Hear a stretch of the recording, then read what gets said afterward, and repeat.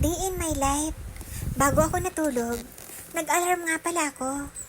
Araw ng Lunes ngayon. At may pupuntahan ako ngayong araw. Maaga akong pupunta sa center dahil kukuha ako ng gamot. Ang routine ko talaga tuwing umaga, kinukuha ko ang cellphone na bigay ng pamangkin ko at nilalagay ko sa read app. Hinahanap ko ang salmong tugunan, isang dasal na mga El Shaddai. Pagkatapos nilalagay ko dito sa harap ng Bible at sinasabayan ko ng dasal. Pero ngayon, medyo busy ako dahil kailangan kong umalis ng maaga. Ganito nga pala kagulo ang aking kwarto. Isang ordinaryong tao lang ako at napakaliit ang kwarto ko. Kaya siguro ganito talaga. Ito naman yung mga pang-affiliate ko ng mga product. Dito nakalagay para anytime makukuha ko. Bago nga pala ako umalis, iinom muna ako ng mainit na tubig. Isa nga palang routine ko yan tuwing umaga. Dahil kami, minsan hindi kami nag-aalmusal, minsan naman nag-aalmusal din. Eto nga pala, nagbihis na nga pala ako ng damit. Magpapantalon sana ako kaya lang. Paglabas ko, umuulan pala. Kaya ito na lang isusuot ko, dudublihan ko na lang mamaya. Ilalabas ko muna ang bag ko sa labas. Sisilipin ko rin kung malakas pa ba ang ulan. Mahirap kasi umalis kapag umuulan.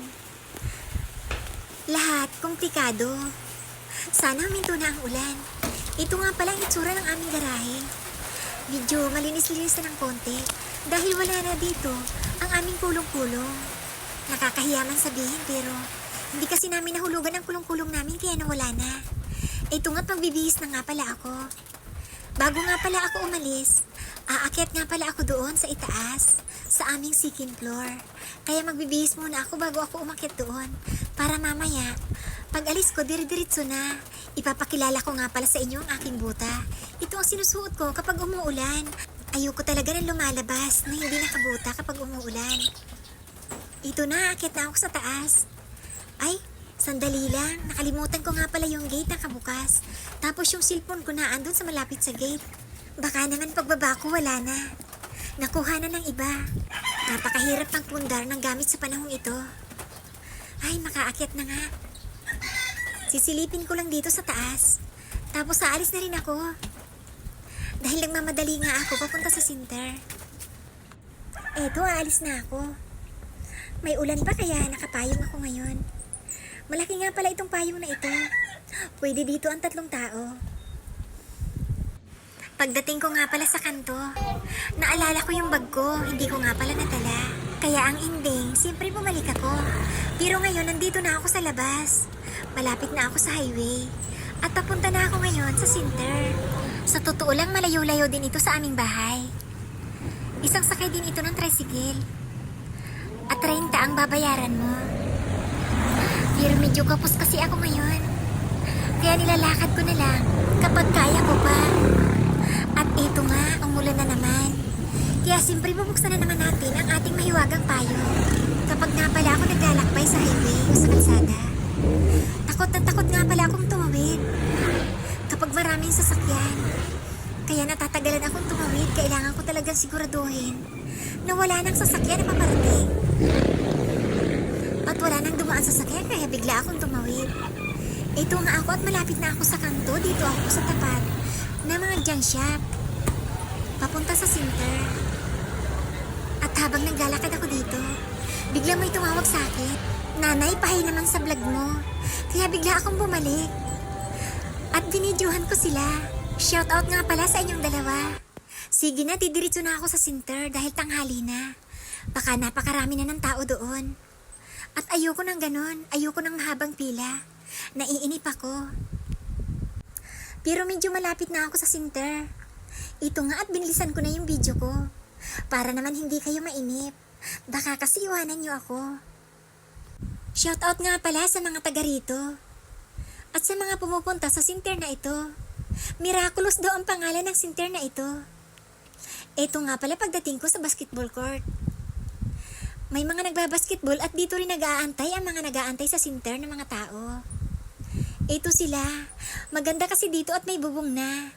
Dati kasi walang bubong yan. Pero sisilipin ko muna ang center kung bukas na. Maraming mga bata ngayon na maliliit. Araw siguro ng check-up ng mga baby. Tingnan ko nga kung bukas na. Nako, nakalak pa ang gate nila, ibig sabihin wala pang tao. Ay salamat. Mayroon pang bakanting upuan dito. Makakaupo ako.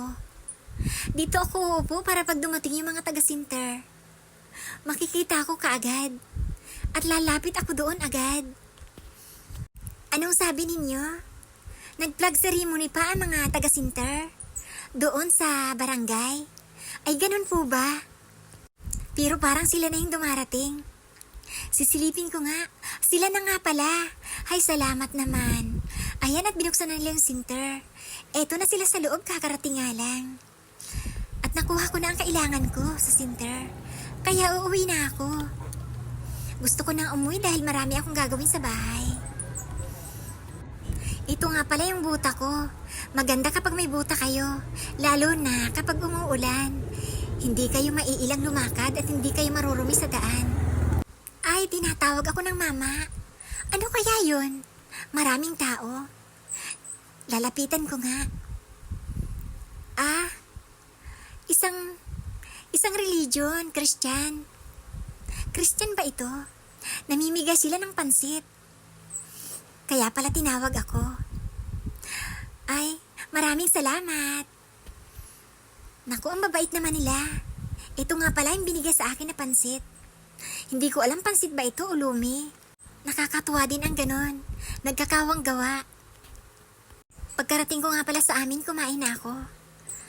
Ito ang ulam ko, ripulyo at saka sabaw. Kain po tayo. Pagkatapos ko nga palang kumain, pinatulog ko si Cloud. At nakatulog din pala ako. Sabay binidyuhan ako ng aking anak. Ganito talaga ako magpatulog ng bata. Yung una nilalagay ko sa paa ko, tapos doon ko siya hinihiga habang pinapatulog ko. Ay, babay na po sa inyong lahat. God bless you.